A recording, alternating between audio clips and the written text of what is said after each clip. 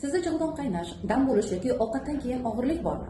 Ko'pchilik buni kislota ko'p deb o'ylaydi. Lekin ko'p holatda muammo kislota kamligida. O'zingizni tekshirib qo'ying. Ovqatdan keyin oshqozonda og'irlik qoladimi? Go'yo ovqat hazm bo'lmay turgandek. Qorningiz tez-tez dam bo'ladimi? Gazlar ko'payganmi? Go'sht yeyish og'irlik qiladimi yoki umuman xohish yo'qmi?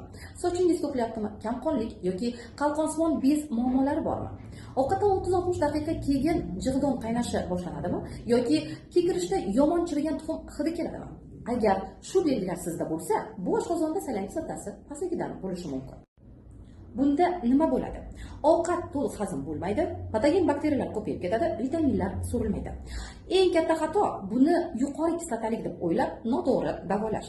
Agar siz o'zingizda kamida 2 ta yoki 3 ta belgini ko'rgan bo'lsangiz, buni qanday to'g'ri tiklash mumkinligini bilishni xohlasangiz, profil shapkasidagi Telegram kanalimga obuna bo'ling yoki izohlarda plus belgisini yozib qoldiring.